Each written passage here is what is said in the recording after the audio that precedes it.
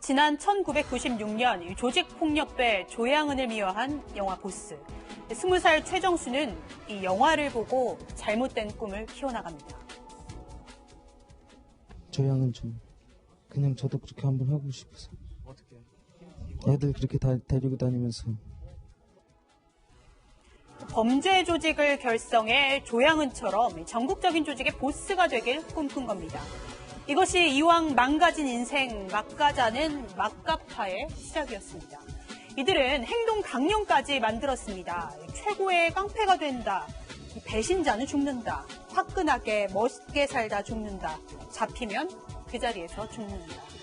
1994년 지존파 사건이 대중들에게 서서히 잊혀갈 때쯤 이렇게 막가파는 다시 한번 대한민국을 공포 속에 몰아넣습니다. 오늘 판결의 재구성에서는 용서받지 못할 막가파를 추적해봅니다. 그러니까 롤모델은 조양은, 목표는 지존파.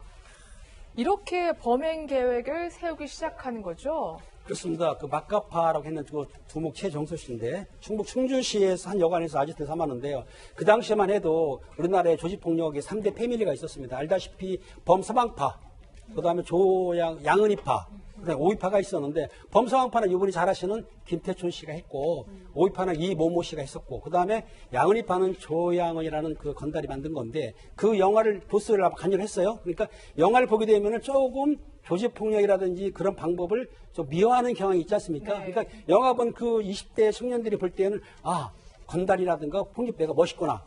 그러면은 돈이 근데 조직을 만들려면 돈이 필요합니다. 그러니까 외제차를 타고 다니면서 돈이 많은 부유층을 상대로 해서 납치하자. 돈을 뺏자라고 아마 그 상당히 위험하고도 황당한 계획을 세우게 된 겁니다. 그러니까 잘못된 영화를 보고 잘못된 꿈을 키우기 시작한 건데 그러면 직접 행동으로 옮겼다면서요. 첫 번째 대상이 누구였습니까? 그렇습니다. 이거를 계획을 한 다음에 그 뱀을 옮겼는데 첫 번째 대상이 그 술집 여주인 40대 여성인데 네. 그 일제 모모 차량을 타고 다닌 거예요.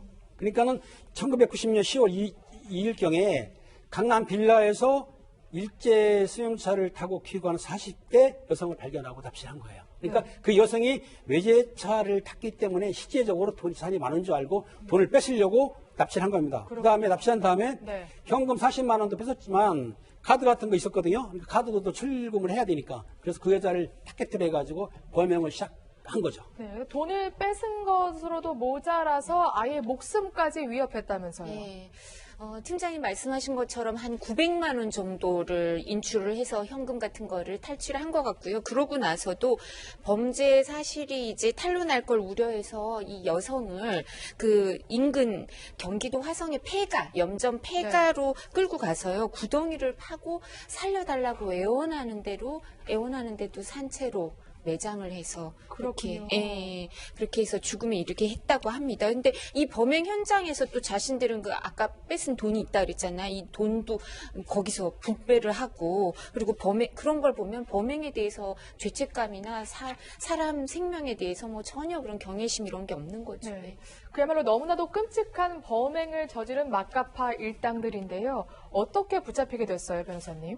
이 일당이 도난 차량을 네. 타고 이동 중에 이 검문 검색에 걸려서 사실은 검거가 됩니다. 실제로 이 막가파 일당이요, 살인 외에도 뭐 퍽치기라든지 뭐 아리랑치기라든지 이런 수단과 방법을 가리지 않고 온갖 사실 범행을 저질렀는데 살인이 일어난 이후에 3차례 정도 이제 강도 행위를 벌였거든요. 그러다가 이제 10월 28일 새벽에 도난 차량 검문 검색에 딱 걸리게 된 겁니다. 그래서 범행의 마침표를 찍게 됐고요. 이 도난 차량 검문 검색 같은 경우에는 이 여주인이 사라진 뒤 일주일 정도 뒤에 가족들이 이제 연락이 닿지 않다 보니까 사실은 가출 신고, 실종 신고를 하게 되고요. 그래서 실제로 경찰이 이제 뭐 가출인이라든지 이런 차량 수배 중이었어요. 그래서 이렇게 그 도난 차량에 대해서 검문 검색을 실시를 하고 있었는데 그 차에 타고 있는 도난 차량이 타고 있는 최정수 일당을 딱 검거하게 된 겁니다. 그렇군요.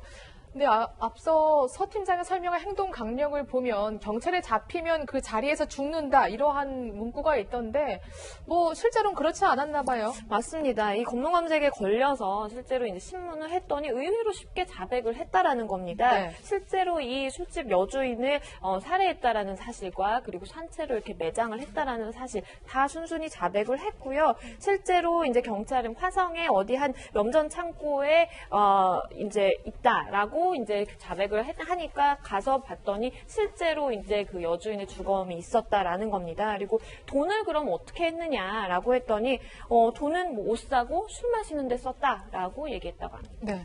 근데 일각에서는 좀 더 빨리 잡을 수 있었을 텐데 이러한 아쉬움의 목소리가 굉장히 컸다고 하더라고요. 그렇습니다. 약간 이제 네. 경찰이 미숙한 수사가 도마에 올랐는데요. 그 96년 10월 5일 오전 2시에 납치됐지 않습니까? 근데 그 당시에 주민들이 듣기를 사람 살려라는 비밀이 들었다는 거예요. 그런데 네.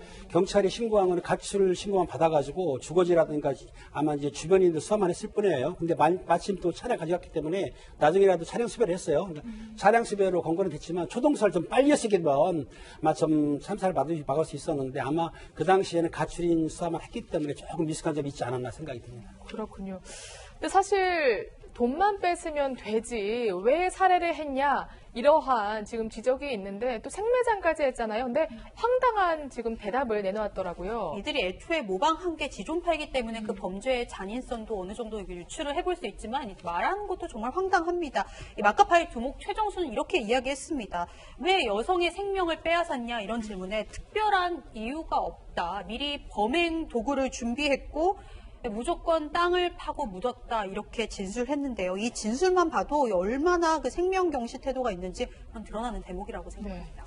사람을 살해하고 한다는 말이 그야말로 굉장히 뻔뻔한데요. 그러면 마카파 두목 최정수의 목소리를 한번 들어보겠습니다.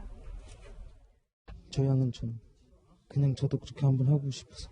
어떻게? 애들 그렇게 다 데리고 다니면서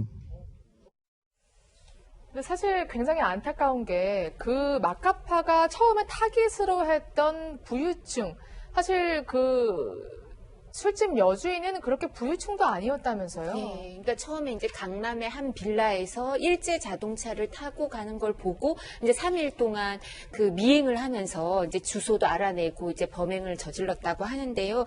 이 살해된 사람은 대구 출신의 독신으로 이제 술집을 운영하고 있었는데요. 본인은 9평짜리 원룸 아파트에서 혼자 살아왔대요. 그리고 그 6년 전까지는 식당을 운영하다가 돈을 모아서 그 자리에서 이제 술집을 하게 됐고요. 또 그 돈을 벌어서는 교통사고를 당해서 실질적으로 이제 그 가게 활동을 하기 어려운 그 남동생한테는 분식점을 차려주기도 하고 부모님한테 또 네. 생활비를 보내드리기도 하고 이렇게 사실 본인은 검소한 생활을 했다고 하는데요. 이제 외제차를 아까 말씀드린 것처럼 일제 자동차를 몰고 처음에 이제 강남의 한 빌라에서 목격이 되니까 이 사람들은 부유하다고 생각하고 목표 대상으로 범죄 대상으로 정했던 것 같습니다. 그렇군요. 정말 잘못된 방법으로 잘못된 일을 행한 건데 글쎄요. 왜 이렇게 끔찍한 일당이 되어버렸을까요?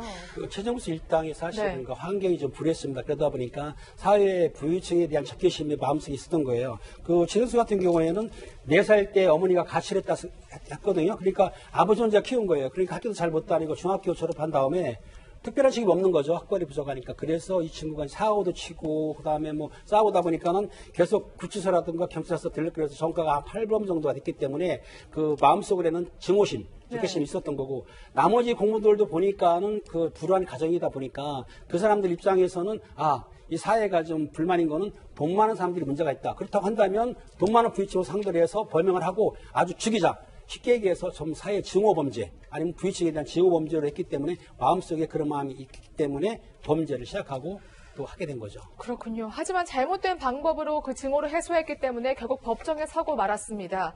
사형이 선고됐죠. 맞습니다. 검찰은 애당초 사실 두목인 최정수 그리고 부동목인 박씨, 행동대장 정씨 3명 모두에게 사형을 구형을 했었는데요. 실제로 이제 법원이 판단을 하기로는 이 최정수에 대해서는 최정수에 대해서는 사형을 선고했고 박씨와 정씨 공범에 대해서는 무기징역을 선고했습니다.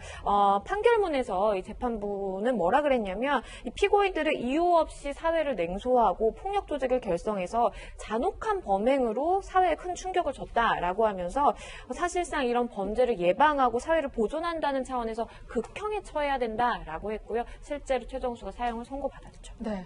하지만 사형을 선고받자마자 최정수는 항소를 하게 되는데요. 2심과 3심에서 그러면 선고 형량이 좀 달라졌습니까? 같았습니다. 2심 재판부도 역시 같은 판단을 했는데요. 최정수와 그리고 공범들의 범행이 반사회적인 범죄를 저질렀고 그래서 사회와 격리시킬 필요가 있다. 인명경시 풍조에 경중을 올리기 위해 형을 선고한다면서 최정수에게는 역시 사형 그리고 공범에게는 무기징역 그러니까 1심과 동일한 판결 선고가 내려졌습니다. 네.